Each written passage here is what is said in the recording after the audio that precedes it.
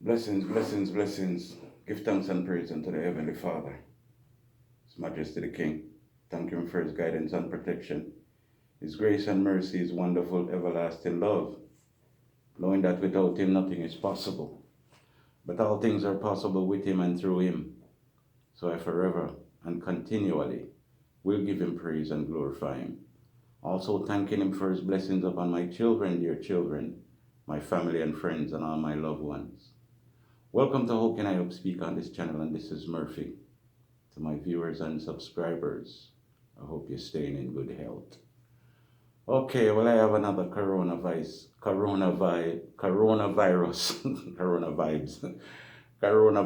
update. And this time, this video we're gonna listen to it, can't show it. But this video is with Steph Curry, interview or speaking with Dr. FAUCI. All right, on the coronavirus, asking him quite a bit of questions, things we should do and shouldn't do, and all the things that we're uncertain of. So what we're gonna do, we're gonna get this video ready, let it play, let you listen to it, make your decision, leave your comment at the end of the video, and always keep it clean. All right? So let's get this thing all set up here so we can hear what's going on.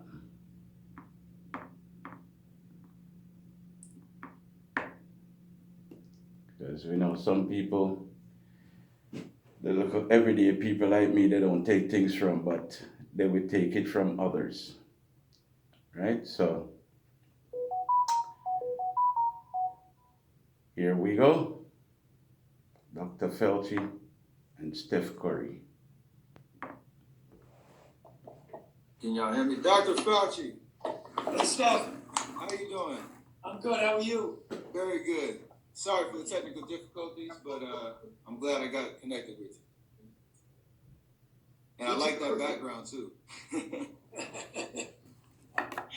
Oh man, I appreciate you coming on. I know you're a busy man, and obviously this time is a sense of urgency with everything that you're doing. So one, I appreciate your commitment to protecting the masses and bringing all your expertise and knowledge of how this virus spreads.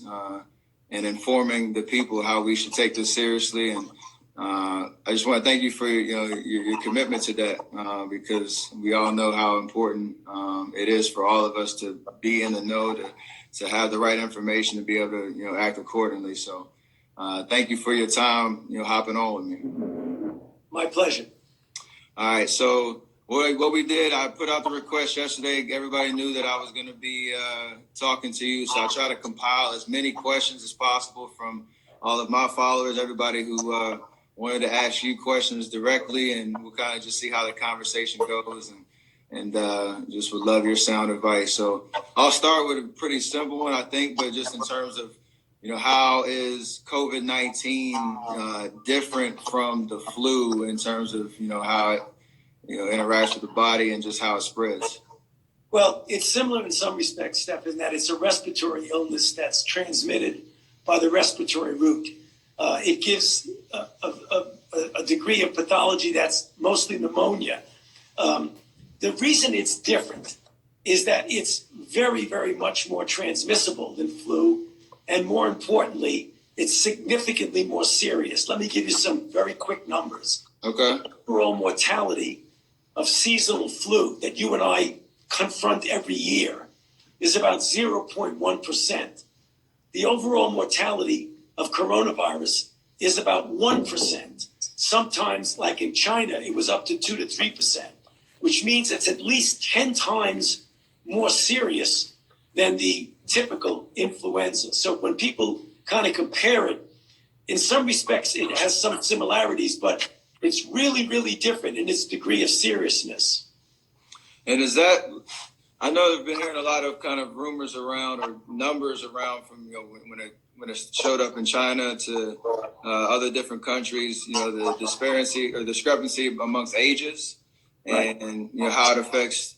Obviously, we have underlying health conditions, or if you're a little older, that it affects you a little bit more seriously. But has that shown differently here in the States in terms of different age brackets and just the severity of how the cases of death versus in intensive care units and all those type of things? Yeah, mostly the same, but with some interesting, maybe disturbing differences. If you look at China, you look at Europe, you look at South Korea, it predominantly is reasonably benign, if you want to call it that. You get sick, but you don't get into serious trouble if you're young. Very heavily weighted towards the elderly and those with underlying conditions, heart disease, lung disease, diabetes, kidney disease. Those are the people who have a higher degree of mortality.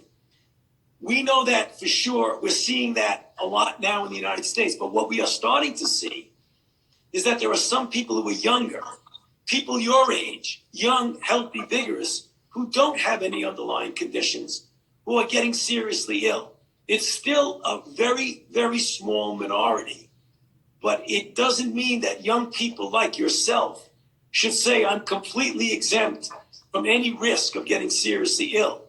And that's the reason why when we talk about being careful of physical distancing, doing the kind of social separation, it means not only for the elderly, but the young people have to do it too, for two reasons. One, you need to protect yourself because you're not completely exempt from serious illness. But two, you can become the vector or the carrier of infection, where you get infected, you feel well, and then you inadvertently and innocently pass it on to your grandfather or your grandmother or your uncle who's on chemotherapy for cancer. That's what we got to be careful of. And that's really one of the reasons that I wanted to have this Q&A and hopefully reach, a different demographic or people that, are interested in the facts of what's going on, because you see all the different, visuals of people at the beach, at parks, like in crazy, public gatherings and not really adhering to that social distancing kind of concept. And like the sense of urgency of what you just said of how that can continue the spread of the virus, but affect people that unknowingly even in their own families that it might, show up a little different or lead to some, drastic and dire situation that they don't want to find themselves or anybody in their family in. You're absolutely correct. We really do have a responsibility to protect the vulnerable ones. And the vulnerables are the elderly and those with underlying conditions. We've got to make sure they are clearly protected from this, which could be very serious for them. And so, I guess probably we're on going into week 3 of since the NBA has been shut down in terms of postponing the season. Obviously, the Olympics just enough. I was wondering, Steph, when were you going to ask that question? I know you want to know about your NBA, Papa. All right, let's go. Moving to next year to do their part in terms of, keeping large gatherings from happening and just being smart and precautious. My question is, what needs to happen in terms of, the numbers, or what metric are you looking at to be able to then determine at mass that, large gatherings, sporting events, those type of things are okay to, revisit as not a threat to continue, the spread of the virus? That's a great question, Steph. And that's what we deal with on a daily basis when we sit down in the Situation Room at the White House every day to go over that. What you need is to see the trajectory of the curve start to come down. We've seen that in China. They went up and down. They're starting to get back to some normal life. They got to be careful they don't reintroduce the virus into China. But they're on the other end of the curve. Korea is doing that. They're starting to come back down. Europe, particularly Italy, is in a terrible situation. They're still going way up. The United States is a big country. We have so many different regions. Like New York City right now is having a terrible time, and yet there are places in the country that are doing really quite well. You could probably identify people, contact trace, and get them out of circulation. Whereas in New York City, it's doing what's called mitigation, trying to prevent as best you can the spread. So in direct answer to your question, we can start thinking about getting back to some degree of normality when the country as a whole is turned that corner and start coming down. Not before. Then you can pinpoint cases much more easily than getting overwhelmed by cases, which is what's going on in New York City. Ain't no joke. Part of that, right, in terms of testing. So, like the numbers are going through the roof, and I think it just checked. We're in terms of number of cases, I think we're approaching or even maybe close to surpassing Italy. Obviously, we're a bigger country, so you got to take that into account. But like testing is becoming more accessible than it was 3 weeks ago, and I know that there's different efforts in different parts of the country that are trying to address that issue. I myself, I had flu-like symptoms about 3 weeks ago, 2 days before the NBA shut down, and I got a test, pretty much right away. And I know that there's a conversation now about just the overall accessibility of tests and how those are starting to roll out in different parts of the country. Like, what's your assessment of that process? How important is that process, whether you have symptoms or whether you don't? And when it comes to dealing with each individual case, like how are we addressing the testing issue? Okay, great question. That's been a real issue. Early on, several weeks ago, we were not in a place where we needed to be or wanted to be. We did not have as much accessibility of testing as we now have and that we will have going forward. Right now, there are literally hundreds of thousands of tests that are out there now, mostly because we got the private sector involved, of the companies who know how to make it and make it well, make large amounts. So we're going very much in the right direction. In specific answer to your question, you did the right thing. I mean, if someone right now gets flu-like symptoms, a fever, aches, and a bit of a cough, the first thing you do is stay at home. Don't go to an emergency room because then you might be infecting others. You hear that, people? Once you feel a symptom of a fever, cold, or a cough, stay home. Stay home. This is serious. And make sure to play this video so people can hear it from the expert doctor or bringing out the information. Okay? So wherever you are and you're watching this video, make sure you take heed.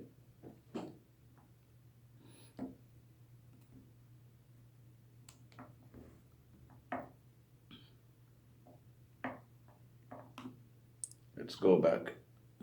Get on the phone with a physician, a nurse, or a healthcare provider.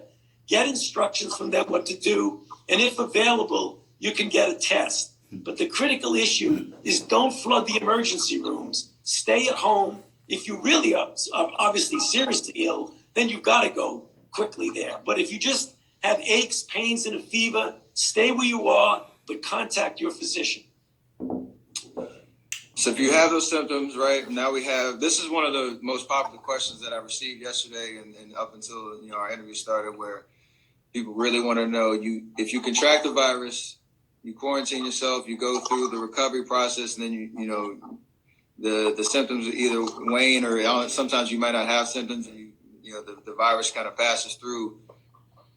What does it mean to be recovered, and can you get the virus a second time? Too, Steph, that's a good question. If yes or no, I want to know too. Does that influence, how testing kind of goes in the future in terms of trying to detect an antibody, or even address like that conversation around herd immunity and how to really not let this be a cyclical thing that, or is it a cyclical thing in terms of what to expect in the future? Okay, Steph, you had 3 or 4 or 5 questions. I know, sorry. I'm okay, I'll go in. We'll start with the first one. Can you get the virus a second time? Let's keep it going. Let me get to the first one, which was also important. All right. So if you're infected and you recover, the question is, when can you go out and be safe to not infect others? The general rule is you have to have two cultures 24 hours apart that are negative. That's Okay. what the rule is now. As more people get infected, that likely is not going to be feasible. So we're going to have to set some guidelines of days following the diminution of symptoms. We're not there yet because we don't know as much about how far out you could be shedding virus. First thing. Second thing, your main question. Once you get infected, can you get reinfected? We haven't done the specific testing to determine that. But if this acts like every virus similar to it that we know, the chances are overwhelming that if you get infected, recover from infection, that you are not going to get infected with the same virus, which means that you can then safely go out into the community and feel immune so that you can not only protect yourself, get back to work, get back to your job, but you'll be able to have what you refer to as herd immunity. Enough people who've recovered in the community, that gives the virus very little chance to spread rapidly. That's what's referred to as herd immunity. Wouldn't bother them and you wouldn't come back again because everybody's In terms of the timeline that we're in right now, I heard this I guess rumor or belief that kind of with like the flu, that in warmer weather or warmer months over the summer, that diminishes the ability for the virus to spread or to act as it's doing right now. Is there any truth to that? Well, with other viruses like seasonal influenza that we get confronted with every year, and other coronaviruses that are more benign, typical common cold, what you said is true. As the weather gets warmer, viruses tend to do poorly in warm, moist weather and do quite well in cold, dry weather. And that's one of the reasons why, in addition to the fact that in the warm weather you're more outside and not confined in a room, that these kind of respiratory viruses tend to go down as you get into the summer months. The only issue is, Steph, we don't know whether this is going to happen with this virus because this is the first time we've ever dealt with this virus. So it's not an unreasonable assumption to think that it's going to go down, but you don't want to count on it. Right. That's what I'm just thinking about from the general population standpoint in terms of how important, that social distancing effort is. Obviously, there's people that are in tough situations, having to make tough decisions, trying to earn, their income, whether they're in the essential services category in their industry and they need to go to work. Those type of things. Like, what's the risk of lifting those? Each city, each state is kind of dealing with that on a case, by case basis. But what is the serious risk of lifting those social distancing or shelter in place or stay at home initiatives too early, and that balance of where we're at with, shutting down the entire economy? Well, Steph, it is not an all or none process. I mean, when you're locking down the way Governor Newsom did in California and the way Governor Cuomo's doing in New York City, that's the extreme. That's a heavy hammer on something. Even if you kind of lessen those restrictions, everybody until this is over should practice some degree of physical distancing and care. Not big crowds, wash your hands a lot, be careful. You can do that and still get back to somewhat of a normal life. There's a big difference between the extreme of locking a city down, opening it up a bit, but being more careful than you normally would be. Not like and I think there are places in the country now where you want to look at carefully and say, maybe you want to pull back a little bit on the restriction so long as you just don't let it rip and say, I don't care what happens. So you treat New York City a little bit different the way you treat Nebraska. That's kind of in the spirit of what America is in terms of we're not overreacting, right? I've heard that term in terms of people feeling threatened by the change in reality, but there's no overreaction to this. This is a serious thing. You're absolutely right. We need to make that point. This is serious business. We are not overreacting. Can I go back to testing right quick? Because I'm watching some of the comments come in as we go. In terms of just specifics on the access to testing, currently, just why I guess is it so challenging to get a test if you do have the symptoms, or to your point earlier about, they're at a level where you feel like you need, medical attention immediately versus, your common, flu-like symptoms. But if you want to go get a test, like, what are the things that are inhibiting those being accessible to the masses? Well, there should be nothing now that's inhibiting it, but originally the system, the way it was set up, Steph, was not geared to this kind of massive capability of instantaneously, safely getting a test, getting it done in a really good period of time, not days and days, but hours. Right now, the system is changed predominantly because it's being handed over to the commercial firms who know how to do it. Okay. It started off as a public health measure from the CDC. It now needs to be and is being handed over to the commercial group. And so forgive my ignorance in terms of like you're testing to understand if you have the virus or not, and that's being rolled out. Is there another process of tests that are being developed to test the development of antibodies, and so we know if you've gone through the process or not? Sure. Like you said, you built up that immunity that you can start to understand the numbers of how many people have gone through that to get back to kind of normal life quicker. Steph, that's not a stupid question. That's a smart question. Because that's exactly what we are doing and what you need to do. There's two types of tests, and you described it as well as anybody. One, to determine if you are actually now infected. That's the test that people need to get screened. Another test determines if at some time you were infected. It's an antibody test. It's much quicker. It's much easier. It's much cheaper. Those are the kind of tests where you can determine out there how many people actually did get infected and recovered. A very important piece of information that we need to get. And on that, I know there's a timeline for developing a vaccine, right? And that another certain tests and trials have started in different areas, but I heard it's a 12 to 18 month timeline really to be able to even roll that out in any kind of form. But what does that process look like, and what is the likelihood that we get to a success in a vaccine in that time? And how does that affect, I guess, the follow-up with how that would affect the cyclical nature possibly of the corona? Okay, another great question. Well, the vaccine development, we have started on the development of vaccine faster than ever in the history of any virus. From the time it was discovered to the time we actually made it and put it into a trial. But when you test the vaccine, it's multiple phases. The first thing you got to do is make sure it's safe. We started that a couple of weeks ago. When you find out it's safe and that it induces the kind of response you want it to, then you do it in a lot of people. The first safe trial, to be careful, is like 45 people. Then you go into hundreds, if not thousands of people in what's called a phase 2-3 trial to determine if it works. That's the thing that's going to take an additional 8 months or so. So when you add up the 3 or 4 months for the phase 1 plus the 7 or 8 months, you get about a year to a year and a half. If we really push, we hope that we will know by the time we get into next winter whether or not we have something that works.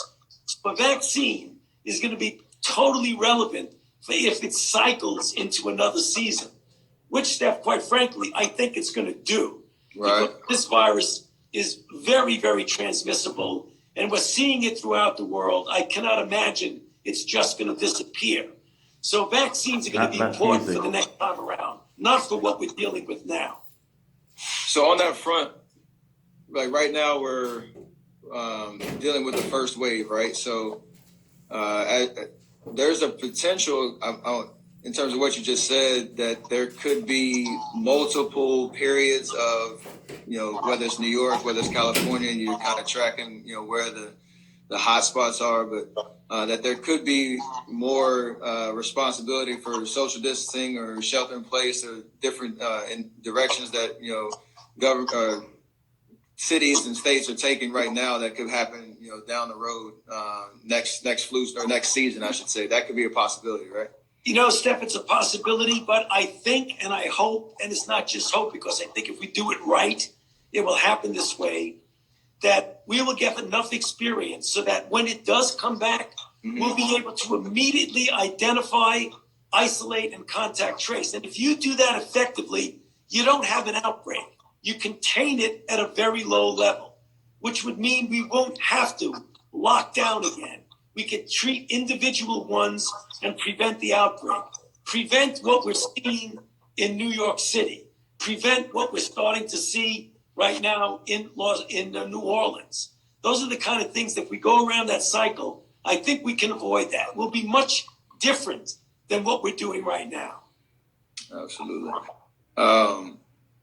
So in terms of masks, right? So there's a conversation around the N95 respirator mask, or your kind of standard surgical mask, or whether you're sick or healthy, whether you should wear one or not if you're going out in public, or can you speak on just the effectiveness of masks in this kind of to address the problem, and how that the access to those N95 masks around the country, like, are we in short supply? We need more. Like, how's that process going?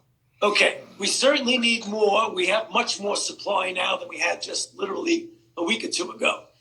You have to prioritize who needs the mask and who should wear it.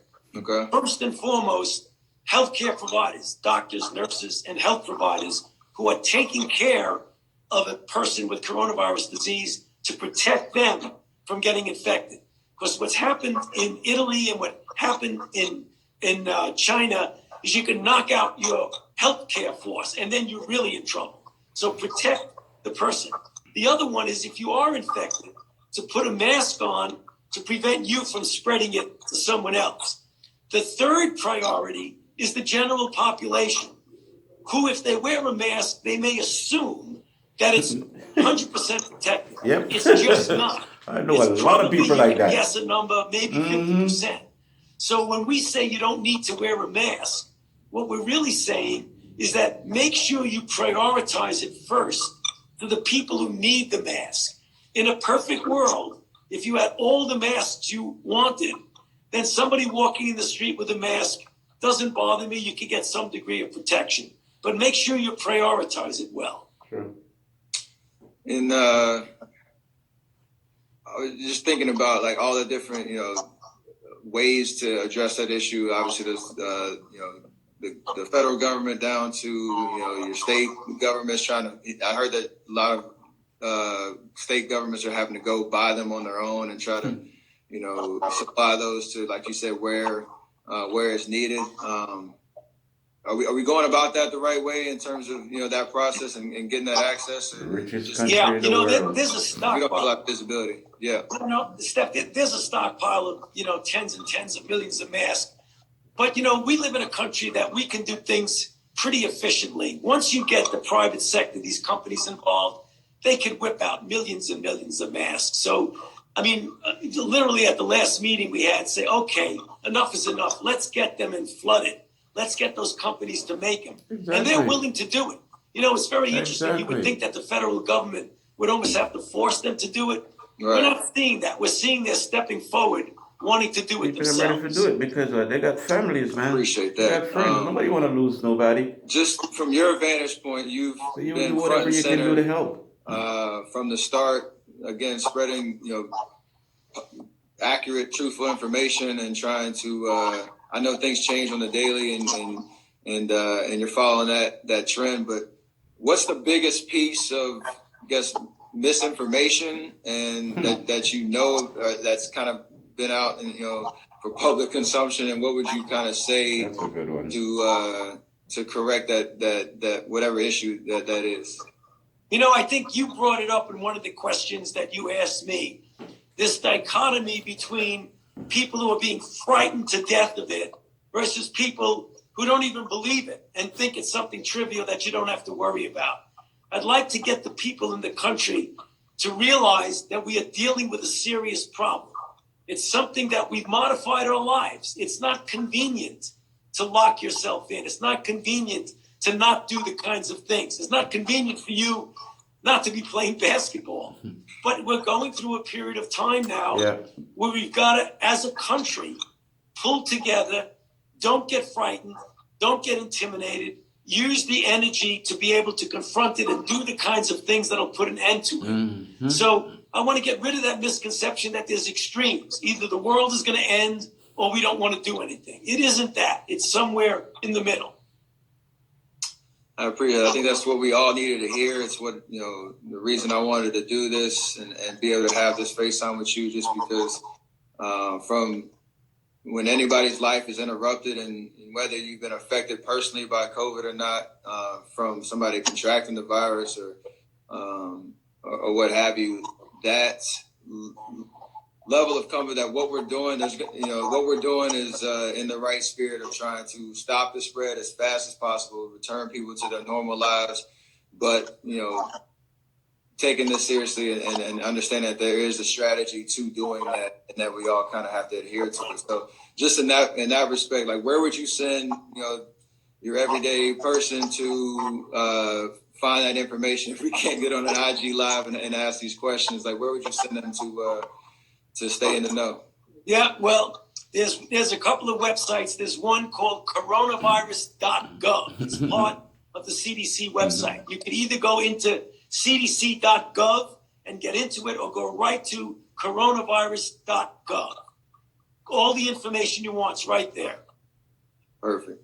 We're gonna save this this Q&A, and hopefully people can go back to it and get all that pertinent information. I appreciate you so much for being available and being selfless enough to have this conversation with me. And thank you again for you and your entire team protecting all of us. And can't thank you enough. Thank you very much, Steph. It's a pleasure being with you. Thank you for giving me the opportunity to be with you. Absolutely. All the best. Thank you. Okay, people. So there you have it. Dr. FAUCI, if I'm saying the name right, and Steph Curry. That was a very good and interesting interview. Steph asked some very good questions. Yeah. And I pretty sure he gets some very good answer. Well, I get some answers from it too also. But I really hope that, can't say it enough, and the doctor can't say it enough, and I'm just saying it out of love, man. That's all I'm saying.